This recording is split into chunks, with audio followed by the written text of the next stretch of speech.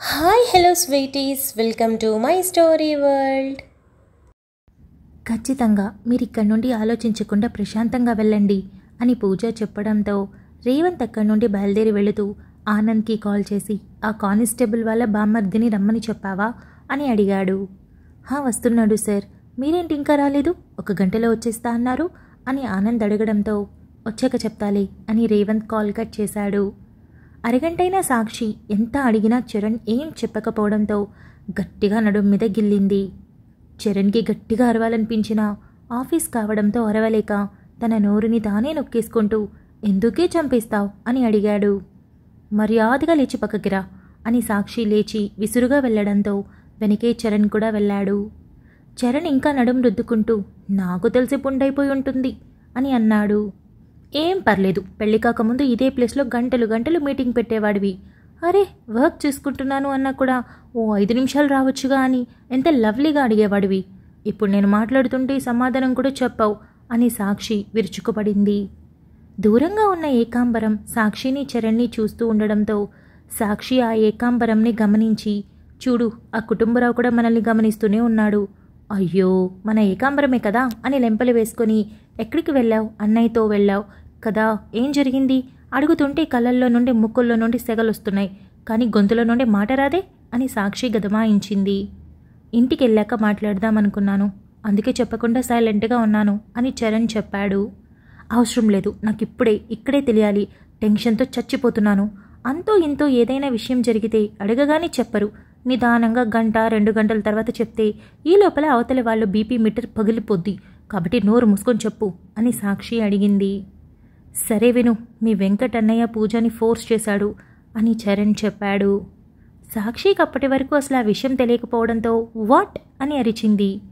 అరవకు, మనం ఆఫీస్లో ఉన్నాం అని సాక్షిని మరింత పక్కకు తీసుకుని వెళ్ళి జరిగింది మొత్తం క్లియర్గా చెప్పాడు. సాక్షి షాక్ అయిపోయి అక్కడే గ్లాస్ డోర్స్ దగ్గర గట్టులా ఉండడంతో కూర్చుండిపోయి తల పట్టుకొని ఇదంతా నిజమా అని అడిగింది. కర్మ కొద్దీ అంతా నిజమే, అయితే రేవంత్ బావ మాత్రం నాకు ఈరోజు భలేగా నచ్చేశాడు. ఫ్రాంక్గా చెప్పాలంటే ముద్దు పెట్టుకోవాలనిపించింది తెలుసా. వెంకట్ని నాకైతే చంపాలనిపించింది, కానీ నా చెల్లెల మీద బావకి ఎంత ప్రేమ ఉందో నాకు తెలియాలగా, అందుకే నిలబడి బొమ్మలా చూశాను. ఆ రోజు విహారీకి ఈరోజు వెంకట్కి దూల తీర్చేశాడు అని చరణ్ చెప్పాడు. రే ఆవేశంలో నీ క్యూట్ లాంగ్వేజ్ మిస్ అయి బూతులు వచ్చేస్తున్నాయి, కాస్త చూసుకో అని సాక్షి చెప్పింది. ఏం పర్లేదులే అని చరణ్ అన్నాడు.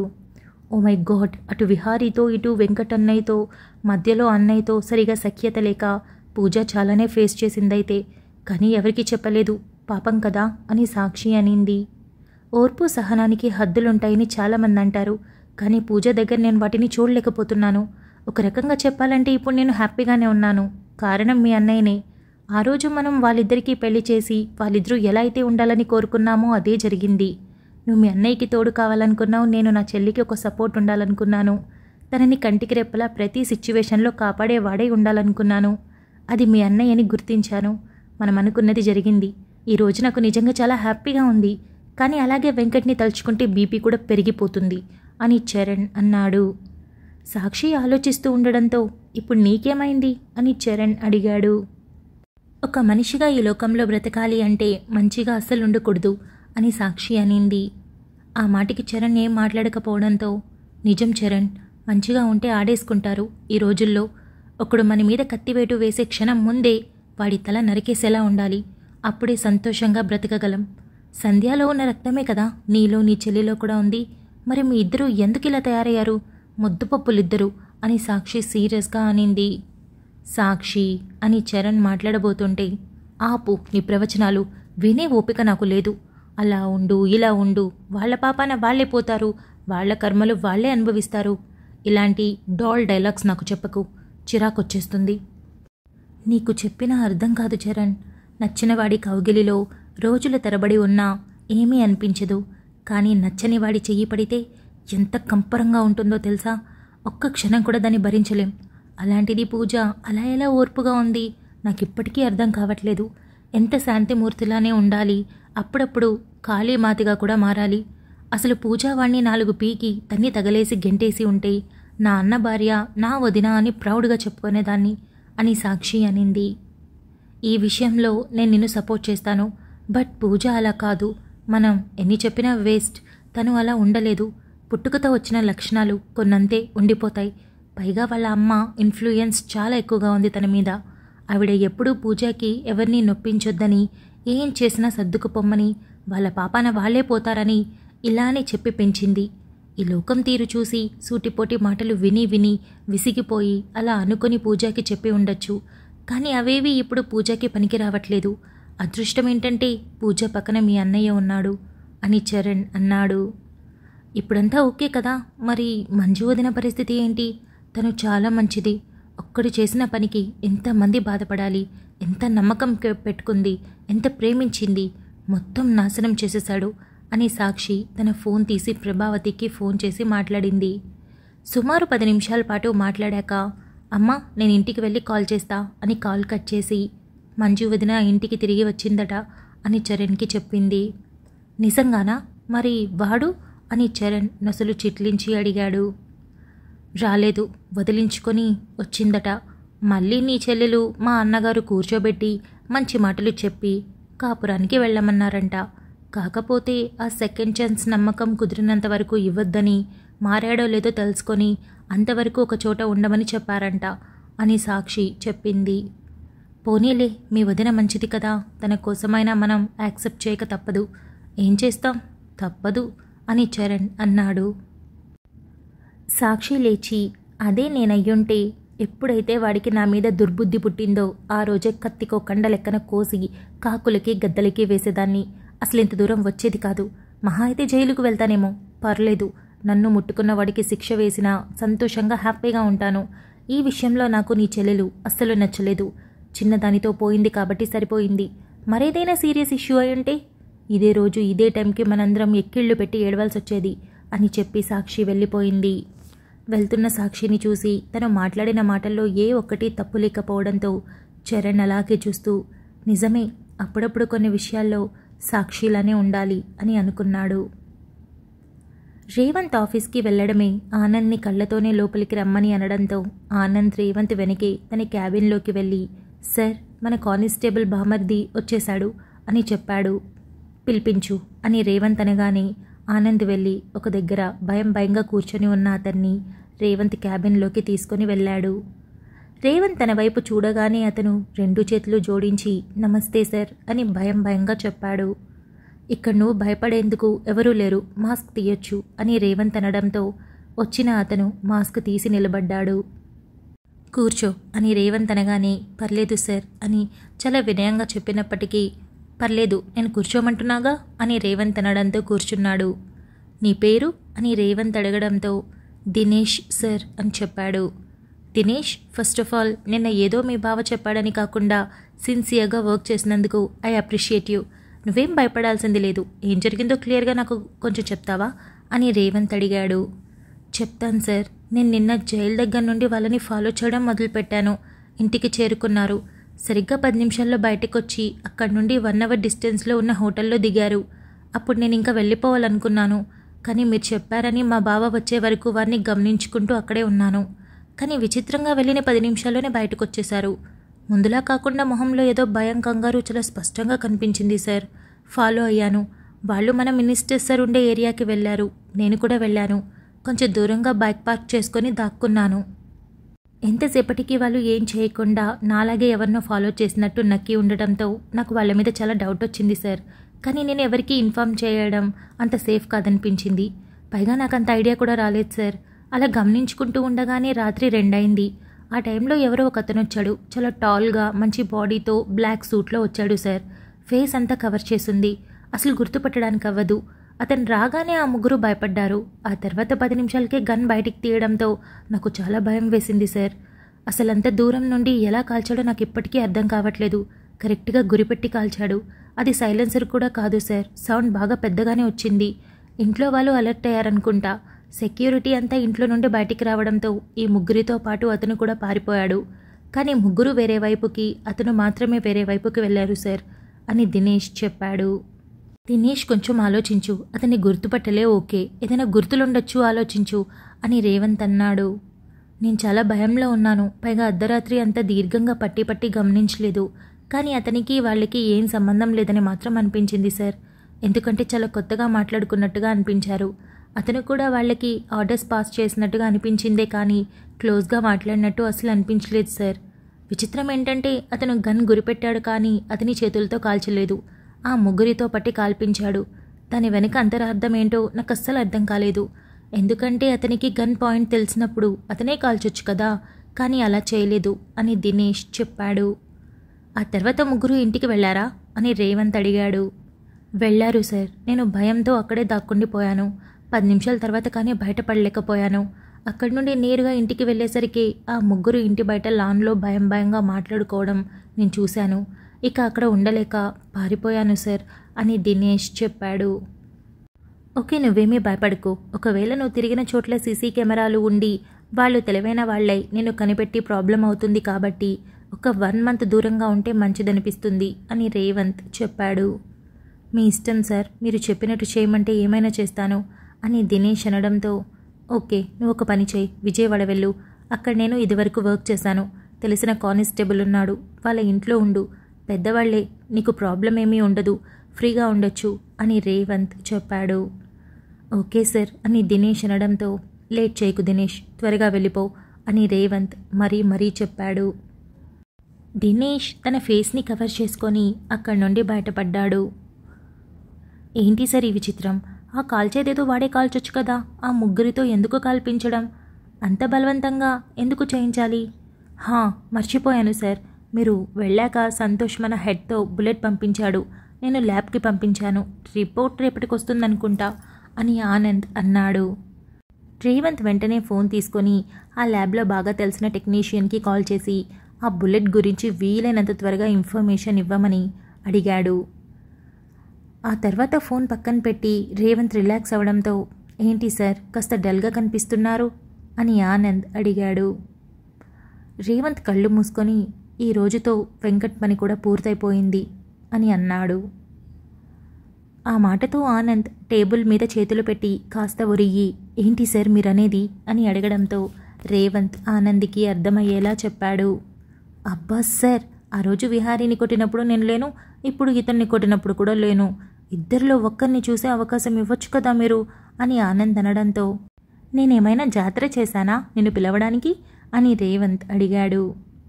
అక్కడ మా చెల్లిని ఇబ్బంది పెట్టిన వాళ్ళని కొడుతుంటే అందులో నా హ్యాండ్ లేనందుకు ఎంత బాధగా ఉందో మీకేం తెలుసు అని ఆనంద్ రాగాలు తీశాడు. ఈసారి అటువంటిదేమైనా జరిగితే తప్పకుండా నిన్ను పిలుస్తానులే అని రేవంత్ అనడంతో అంటే ఏంటి సార్, నేను కొట్టడం కోసం మా చెల్లిని ఎవరైనా ఇబ్బంది పెట్టాలంటారా? వద్దొద్దు, అలాంటిదేం జరగకూడదు అని అన్నాడు. సరే కానీ ఇంతకీ రాత్రి డ్రగ్స్ కేసు ఏమైంది? వాళ్ళని కోర్టులో ప్రొడ్యూస్ చేశారా, రిమాండ్కి పంపించారా అని రేవంత్ అడిగాడు. అంతా అయిపోయింది సార్, ఇంకా మనకు సంబంధం లేదు, కోర్టు చూసుకుంటుంది అని ఆనంద్ అన్నాడు. నా చుట్టూ ఏదో జరుగుతుంది ఆనంద్, కానీ అదేంటో నాకు అసలు అర్థం కావట్లేదు. ఎంత ప్రయత్నించినా అర్థం కావట్లేదు అని రేవంత్ అన్నాడు. ఏంటి సార్ సడన్గా అంత మాట అనేశారు అని ఆనంద్ అన్నాడు. I can feel it, sense it. నాకు తెలుస్తుంది నా వెనుక ఎవరో ఏదో చేస్తున్నారు, కానీ ఎక్కడ పొంతన కుదరట్లేదు. కానీ ఏదో ప్రమాదం ఉన్నట్టే అనిపిస్తుంది. నాకు ఇంతవరకు ఎప్పుడూ ఇలా అనిపించలేదు. చాలా గట్టిగా కొట్టేస్తుంది అని రేవంత్ అన్నాడు. సార్ ఎక్కువ ఆలోచించొద్దు. అయినా ఇలాంటి ఆలోచనలతో ఆలోచిస్తే మీరు దేని మీద ఫోకస్ చేయలేరు. కాస్త కూల్గా ఉండడానికి ట్రై చేయండి అని ఆనంద్ అంటూ ఉండగానే రేవంత్కి టెక్నీషియన్ దగ్గర నుండి కాల్ వచ్చింది. అప్పుడే చేశాడంటి అని రేవంత్ లిఫ్ట్ చేసి హలో అని అన్నాడు. సార్ ఆ బుల్లెట్ని టెస్ట్ చేయాల్సిన అవసరం లేదు, చూడగానే చెప్పవచ్చు. అది మీ ఇంట్లో దొరికిన బుల్లెట్ లాంటిది, అదే గన్లో నుండి వచ్చింది అని ల్యాబ్ టెక్నీషియన్ చెప్పాడు. రేవంత్ షాక్ అయ్యి కన్ఫామా అని అన్నాడు. ఎస్ సార్, నేనేమీ డౌట్ పడట్లేదు, ఖచ్చితంగా దాని నుండే వచ్చింది అని ల్యాబ్ టెక్నీషియన్ చెప్పడంతో రేవంత్ కాల్ కట్ చేశాడు. మళ్ళీ ఏమైంది సార్ అని ఆనంద్ అడగడంతో నేను చెప్పానా నా వెనక ఏదో జరుగుతోంది అని, నేను ఫీల్ అవ్వగలుగుతున్నాను అని. ఏ గన్తో అయితే నా మీద అటాక్ జరిగిందో అదే గన్తో అంకుల్ మీద కూడా అటాక్ జరిగింది. 2 బుల్లెట్స్ ఒక్క గన్లో వేనట. అంటే ముసుగు వేసుకున్న మనిషి నన్నెందుకు చంపాలి అనుకున్నాడు? నాతో పాటు అంకుల్నెందుకు? అసలు మా ఇద్దరికి ఎక్కడ లింక్ ఉంది? పైగా ఆ ఎమ్మెల్యే పిల్లలతో ఎందుకు అసలు? ఆ కువైట్లో ఉండేవాడు ఎలా చనిపోయాడు? అని రేవంత్కి ఏం అర్థం కాక తల పట్టుకొని అలా సైలెంట్గా ఉండిపోయాడు. ఏంటి సార్ ఇదంతా? ఏదో పెద్ద ఫజిల్లాగా ఉంది, కానీ కొంచెం కంగారుగా కూడా ఉంది. మీకెవరి మీదైనా అనుమానం ఉందా అని ఆనంద్ అన్నాడు. డ్యూటీ విషయంలో మనకి శత్రువులు ఉండడం నార్మలే కదా, ఇకపోతే కంపెనీకి సంబంధించి మాత్రం నాకెవరూ శత్రువులు లేరు. ఈ మధ్యకాలంలో ఆ మధ్య విహారీ, ఈరోజు వెంకట్ అన్నయ్యతో మాత్రమే నాకు గొడవలయ్యాయి అని రేవంత్ అన్నాడు. సార్ ఒకవేళ సుష్మా ఎందుకు కాకూడదు అని ఆనంద్ తన సందేహాన్ని బయటపెట్టాడు. నాకలా అనిపించట్లేదు, ఎందుకంటే ఎవరో 6 అడుగులున్న వ్యక్తి ఆ ముగ్గురు దగ్గరికి వచ్చాడని దినేష్ చెప్పాడు. సుష్మాతో ఉండే వ్యక్తి రాజీవ్ అంత హైట్ కాదు, అలాంటప్పుడు ఎలా అనుమానిస్తాం? అన్నింటికి మించి సుష్మాకి గన్ ఫియర్ ఉంది. ఇదివరకు నేను ఇంట్లో గన్ పెట్టినా ఆ రూమ్లో కూడా ఉండనిచ్చేది కాదు. అలాంటప్పుడు ఎమ్మెల్యే ఇంట్లో గన్ దొంగతనం చేయించి నా మీద అటాక్ చేయించి ఆ తర్వాత ఇప్పుడు అంకుల్ మీద ఎందుకు అటాక్ చేయిస్తుంది? అసలు అంత అవసరం ఏంటి? ఒకవేళ తన ఏం నేనే అయి ఉంటే నన్ను చంపాలి, కానీ మధ్యలో అంకుల్ ఏం చేశారు? తనకి పాలిటిక్స్ అన్నా పొలిటీషియన్స్ అన్నా కూడా నచ్చరు అని రేవంత్ చెప్పాడు. విహారీ అయి ఉండొచ్చంటారా అని ఆనంద్ అనడంతో మేబీ అనుమానించొచ్చు. ఒకవేళ కువైట్లో చనిపోయిన అతన్ని మరెవరో చంపారనుకున్నా, విహారీ నా మీద అటాక్ చేశాడనుకున్నా, మరి అంకుల్ మీద ఎందుకు అటాక్ చేశాడు? నాకు లింకు కుదరట్లేదు ఆనంద్. అసలు నాకు అంకుల్కి మధ్య సంబంధం లేదు. మరి ఒక గన్తో వచ్చిన బుల్లెట్లు ఎందుకు సేమ్ అయ్యాయి? ఎందుకు ఇదంతా జరుగుతుంది అని రేవంత్ అన్నాడు. సార్ ఏదేమైనా మీరు కాస్త జాగ్రత్తగా ఉండడం మంచిది. మీరే కాదు పూజ కూడా. ఎందుకంటే మీ రూమ్లో అటాక్ జరిగింది, కానీ మీ మీదే అని గ్యారెంటీ ఏంటి? పూజ మీద కూడా అయ్యుండొచ్చు కదా. మిస్ అయ్యి అది మీకు తగలబోయిందేమో, ఎవరికి తెలుసు? అందుకే కొంచెం బాగా ఆలోచించండి. సుష్మాకి పొలిటీషియన్స్ నచ్చకపోవచ్చు, గన్ అంటే భయం ఉండొచ్చు, కానీ ఎవరితోనైనా పని చేయించడానికి ప్రాబ్లం అయితే లేదుగా. నిన్న కాక మొన్న మీ ఇంట్లో, అది కూడా మీ రూమ్లో కెమెరాలు ఫిక్స్ చేసిందంటే తను అనుకున్నది చేయడానికి ఎలాంటి భయాన్ని అయినా వదిలిపెట్టగలదని ఎందుకు అనిపించడం లేదు సార్? ఎందుకు ఇలా చేయాలి? తనకి కావాల్సిన భరణం ఇచ్చేశాను కదా అని మీరు అనుకోవచ్చు, కానీ ఇప్పుడు తనకి ఆఫర్స్ తగ్గిపోయాయి. మీరు రోజు ఈ ఎంటర్టైన్మెంట్ ఫీల్డ్ని ఫాలో అవ్వట్లేదు, అందుకే మీకు తెలియట్లేదు. నాకు దీపిక ఎప్పటికప్పుడు విషయాలు ఏదో ఒక టైంలో చెప్తూనే ఉంటుంది. అలాగే ఇది కూడా చెప్పింది. నాకు నిన్న కాదు మొన్న సుష్మా సైడ్ క్యారెక్టర్లు తప్ప మెయిన్ హీరోయిన్గా వచ్చే అవకాశం లేదట. అప్పుడప్పుడు యూట్యూబ్లో ప్రైవేట్ సాంగ్స్ కూడా చేస్తుంది అని కూడా మెల్లగా తగ్గుతూ వచ్చాయని దీపిక చెప్పింది. అలాంటప్పుడు ఈ అవకాశాలు లేక తన ఆదాయం తగ్గి డబ్బున్న మీరే తన ఆయుధమయ్యారేమో. మళ్ళీ మీ జీవితంలోకి వస్తే తను హ్యాపీగా ఉండొచ్చు అని అనుకుంటుందేమో, ఎవరికి తెలుసు అని ఆనంద్ అన్నాడు. రేవంత్ ఆలోచిస్తూ 2 నిమిషాలు సైలెంట్గా ఉండిపోయి, ఏదేమైనా నేను జాగ్రత్తగా ఉండాలి. పూజ భయపడుతుందని కాదు, కానీ నాకే పూజతో ఇంకా చాలా లైఫ్ ట్రావెల్ చేయాలనుంది. అందుకోసమైనా నేను కొంచెం కేర్ఫుల్గా ఉండాలి. పూజ అంటే ఓకే, తనని ఇంట్లో నుండి కదలొద్దు అని చెప్పాను. అందుకు ఓకే కూడా చెప్పింది. ఇంట్లోకి ఎవరు రాలేరు, ఎందుకంటే ఇంటి బయట సీసీ కెమెరా ఉంది, దాని కనెక్షన్ నా ఫోన్కు ఉంది. అలాంటప్పుడు నేను చెక్ చేస్తూ ఉంటాను కదా అని రేవంత్ చెప్పాడు. సార్ మీకు ఏదైనా విషయంలో నా హెల్ప్ కావాలంటే ఏ టైంలో అయినా సరే ఫోన్ చేయండి, వెంటనే మేము ముందుంటాను. కానీ ప్లీజ్ జాగ్రత్తగా ఉండండి. ఒకటి మీరు పూజతో ఉండడం కోసం, రెండోది పూజ ఇప్పుడే సార్ లైఫ్లో హ్యాపీగా ఉంటుంది. అలాంటి తన లైఫ్ డిస్టర్బ్ అయిందంటే ఇలాంటి గొడవలు కొట్లాట్లు తనకి అస్సలు అలవాట్లేదు కదా, భయపడుతుంది. తన వల్లేనేమో అని ఫీల్ అయిపోతుంది. అంత ఛాన్స్ ఇవ్వకండి అని ఆనంద్ చెప్పి అక్కడి నుండి వెళ్ళాడు. రేవంత్ 10 నిమిషాల పాటు ఎంత థింక్ చేసినా ఏం అర్థం కాక కాస్త కూలై వాటర్ తాగి సంతోష్కి ఫోన్ చేశాడు. సంతోష్ లిఫ్ట్ చేసి హాయ్ రేవంత్ అని అన్నాడు. హాయ్ రా, అంకుల్ ఎలా ఉన్నారు, ఓకే కదా అని రేవంత్ అడిగాడు. కొంచెం భయపడుతున్నాడు, బట్ నువ్వేం తెలియనట్టుగా నార్మల్గా ఉండమని చెప్పావు కదా, నేను కూడా అదే చెప్పాను. నాన్న కూడా అదే నిజమనిపించి అలాగే ఉంటున్నారు. ఇకపోతే నువ్వు పంపించిన హెడ్ కానిస్టేబుల్స్ నాన్నకి సెక్యూరిటీగా ఉన్నారు, అంతా సేఫ్. నేనైతే కాస్త రిలాక్స్గా ఉన్నాను. ఈరోజు అసలు ఆఫీస్కి కూడా వెళ్ళలేదు, ఇంట్లోనే ఉండిపోయాను అని చెప్పాడు. సంతోష్, నేను ఒక విషయం అడుగుతాను, అంకుల్ని కనుక్కొని చెప్తావా అని రేవంత్ అన్నాడు. ఖచ్చితంగా, ఏంటది అని సంతోష్ అడగడంతో, అంకుల్కి తన సెక్యూరిటీ ఇష్యూస్ మీద ఏమైనా డిస్కషన్స్ జరిగాయా? అంటే నన్ను అంకుల్ దగ్గర సెక్యూరిటీగా ఉంచుకోవడం, లేదా ఎలక్షన్ పీరియడ్ కదా, అంకుల్ నా టీం అండర్లో ప్రచారాలు చేయాలని కానీ ఇలాంటివి ఏమైనా జరిగాయా?